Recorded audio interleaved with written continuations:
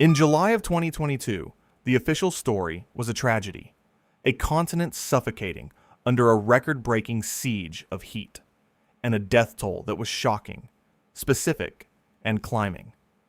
First, it was 1,000. Then, it was more. The world watched as Portugal and Spain reported over 1,300 of their citizens had died. It was a catastrophe captured in a number. But that was not the real story. The real story was being written in silence.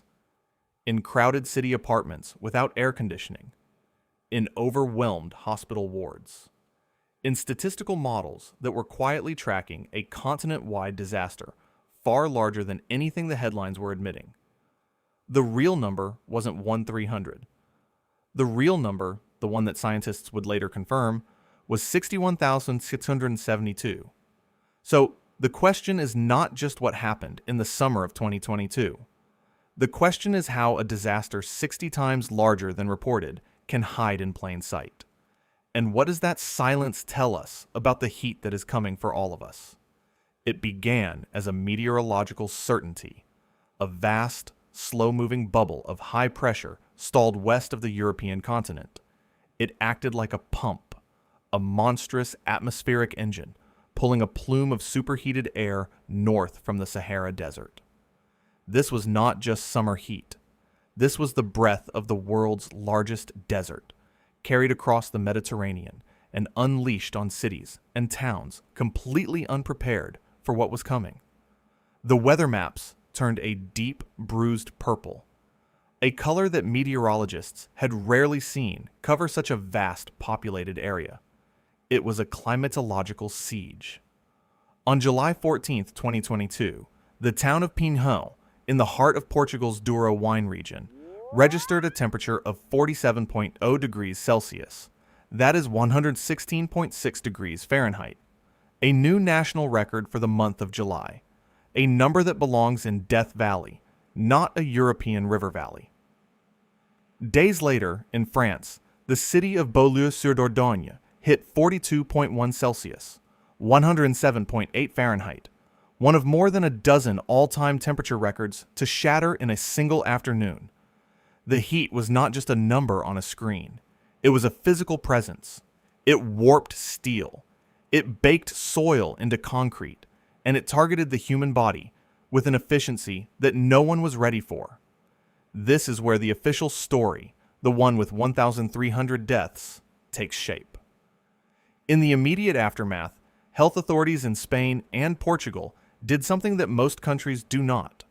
They tracked mortality in real time. Portugal's Minister of Health at the time, Marta Temido, stood before cameras and announced a horrifying figure.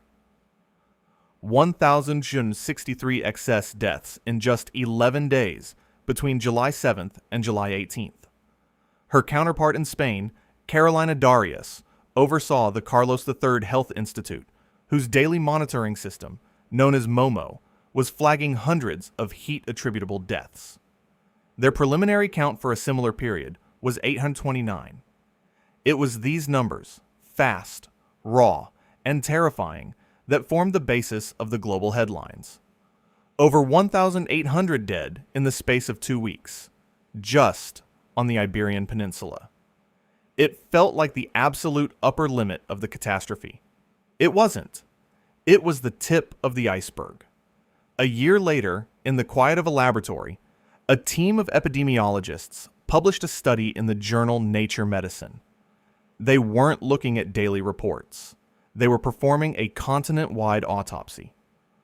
Using data from 35 European countries, covering the entire summer from May 30th to September 4th, they ran statistical models comparing the number of people who died against the number of people who should have died in a normal year.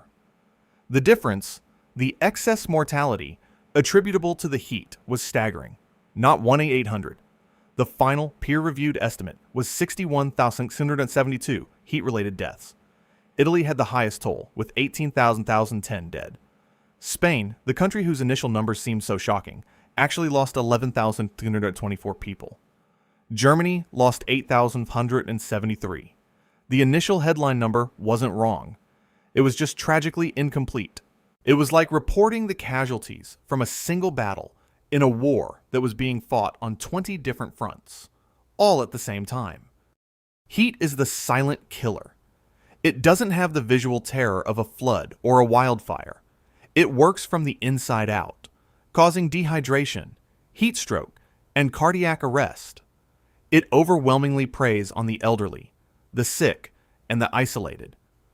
People die quietly in their homes, their deaths officially recorded as heart failure or respiratory distress, with the true culprit, the unrelenting heat, never mentioned on a death certificate. The Nature Medicine study found it, not by counting bodies, but by counting ghosts. The statistical ghosts of tens of thousands of people who should have been alive in September, but weren't. And inside that number was another, even more disturbing pattern. Heat-related mortality was 63% higher in women than in men. The most vulnerable group of all? Women over the age of 80. For reasons that are both physiological and social, older women were bearing the absolute brunt of the crisis, and no one saw it happening until it was far, far too late.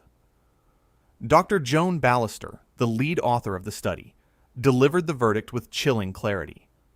Even though many countries had heat prevention plans in place, far more advanced than during the infamous 2003 heatwave, it still wasn't enough.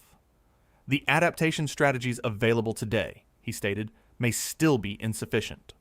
They had planned, they had warned, and still 61,672 people died.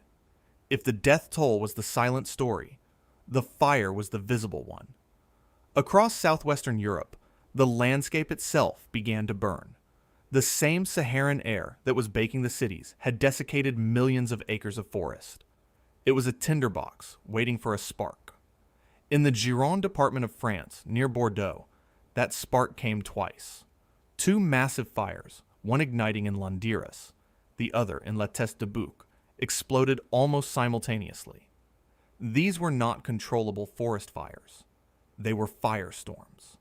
They created their own weather systems, generating pyrocumulonimbus clouds that reached tens of thousands of feet into the air.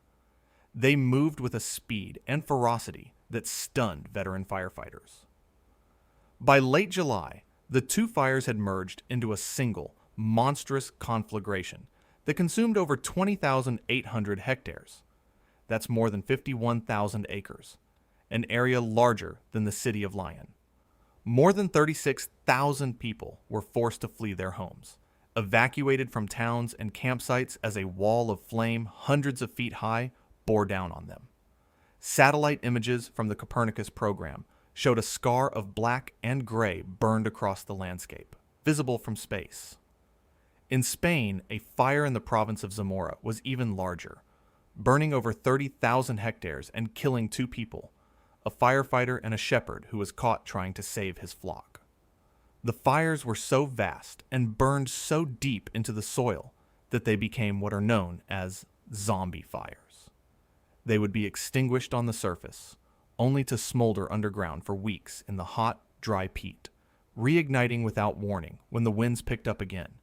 The ground itself was burning, but the most surreal demonstration of this new reality happened somewhere utterly unexpected. It happened in a country famous for its rain, its green hills, and its mild, overcast weather. It happened in England. On July 18, 2022, the UK Met Office, the country's national weather service, did something it had never done in its entire history. It issued a red warning for exceptional heat. It was a signal that this was not just a hot summer's day. This was a national emergency, a threat to life. The chief executive of the Met Office, Professor Penny Endersby, tried to communicate the gravity. This was not a moment for lying on a beach. This was a moment of genuine danger. Her chief scientist, Professor Stephen Belcher, was even more blunt. He had spent his career modeling climate change. He knew, theoretically, that the UK would one day hit 40 degrees Celsius.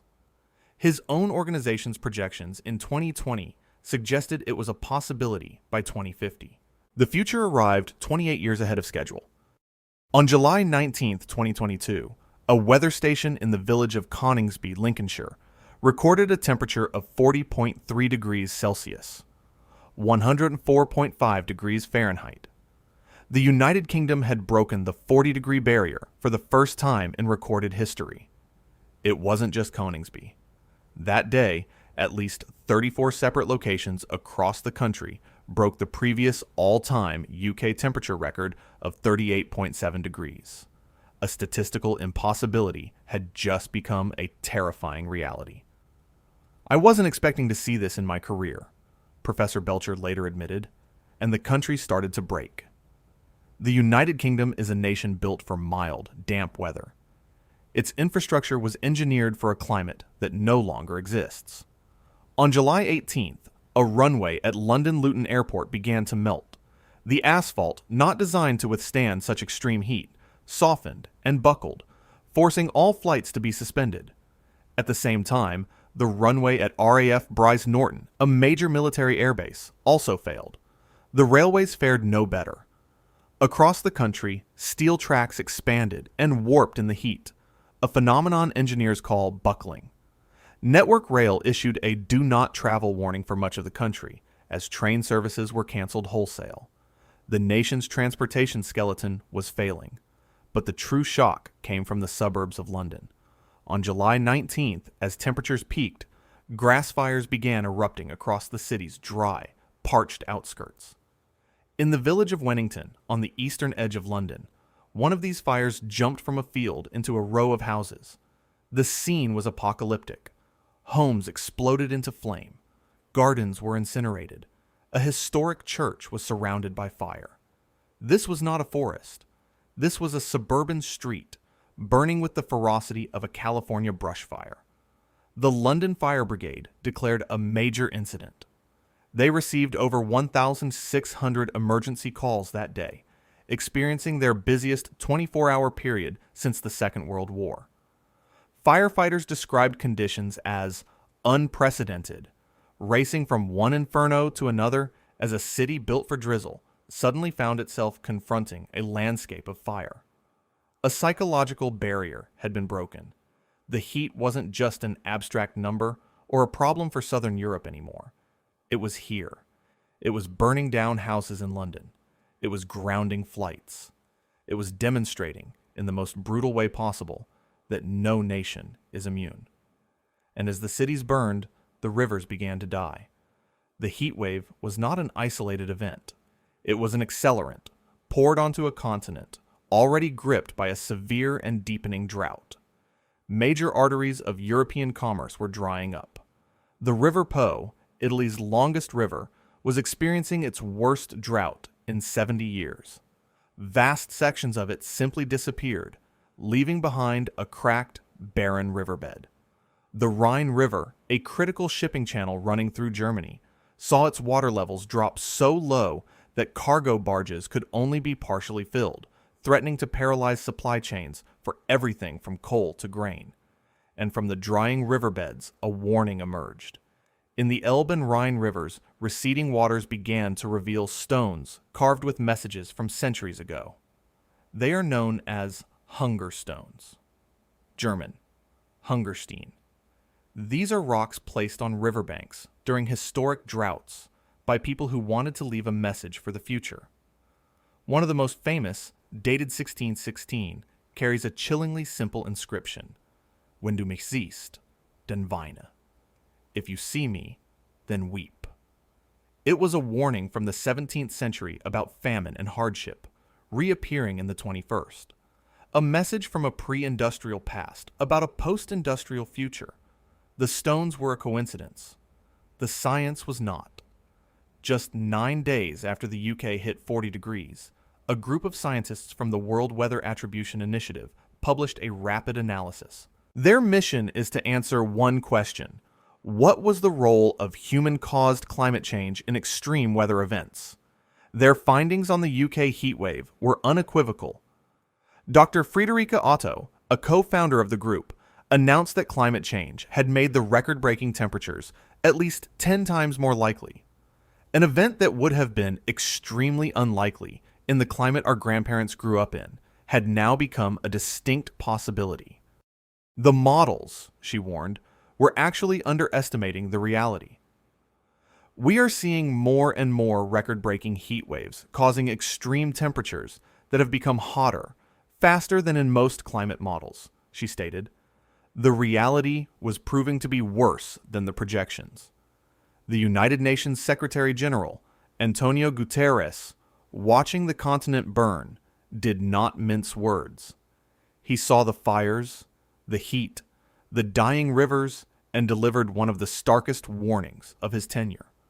Half of humanity is in the danger zone, from floods, droughts, extreme storms, and wildfires, he said on July 18th. No nation is immune, yet we continue to feed our fossil fuel addiction. We have a choice: collective action or collective suicide. It is in our hands. Collective suicide. The language of a diplomat replaced by the language of an alarm bell. The summer of 2022 eventually ended. The temperatures fell. The rains in some places returned. A sense of normalcy crept back in. But the scientific post-mortems were just beginning. In May of 2023, the World Meteorological Organization, in partnership with the Copernicus Climate Change Service, published its State of the Climate in Europe report. It confirmed what everyone already knew. 2022 was the hottest summer on record for the continent. The temperature anomaly was 1.59 degrees Celsius above the recent 1991 20-20 average, a huge deviation in climate terms. The report also put a price tag on the chaos, estimating around $2 billion in direct damages from the drought and wildfires alone. Every piece of data that emerged in the months and years after the event painted the same picture: a system pushed past its breaking point. And the event itself was not an outlier. The summers that followed continued the trend. 2023 was declared the hottest year on record, not just for Europe, but globally. The pattern was undeniable, accelerating. The heat wave of 2022 was not the end of the story. It was a chapter, a preview of a future that is arriving faster and with more force than the models predicted. The 61,672 deaths were not just a statistic. They were a measure of our unpreparedness. The melted runways and burning suburbs were not just infrastructure failures. They were a demonstration of our vulnerability. This is the uncomfortable reality the heat wave exposed. We live in a world that was built for a climate that is already gone. Our homes, our cities, our transportation networks, our food systems, our own bodies, all are calibrated to a range of temperatures that is rapidly becoming a memory. The scientists who study this are no longer talking in terms of what might happen. They are talking about what is happening. They point to the feedback loops. The zombie fires releasing more carbon. The drying rivers reducing hydropower capacity. The demand for air conditioning putting more strain on electrical grids that are already struggling in the heat. A cascade of interconnected failures, triggered by a single factor: temperature. The question is no longer whether we will face another heat wave like the one in 2022. The question is when, and how much worse will it be? The World Weather Attribution study that found a 10x increase in likelihood was based on the climate of 2022. As global temperatures continue to climb, that probability multiplies. What was once a 1 in 100 year event becomes a 1 in 10 year event, then a 1 in 3 year event. Then, simply summer. The plans that Dr. Ballister said were insufficient are now being desperately rewritten. Cities are scrambling to create cooling centers, plant more trees, and use reflective materials on roads and roofs. But these are adaptations at the margins of a problem that is fundamental. You cannot engineer your way out of a heat dome that covers half a continent. The ghost of the summer of 22 hangs over Europe. It is in the memory of the London firefighters. It is in the economic scar left on farmers who watched their crops wither. It is in the empty space at the family table for 61,672 households, and it is in the climate data, a sharp, upward spike on a graph that shows no sign of bending back down. The initial reports of 1,300 deaths told a story of a localized, manageable tragedy, a bad week in a hot summer. The real final number tells a completely different story. It tells of a silent, invisible killer that overwhelmed an entire continent's defenses. It tells of a future that has stopped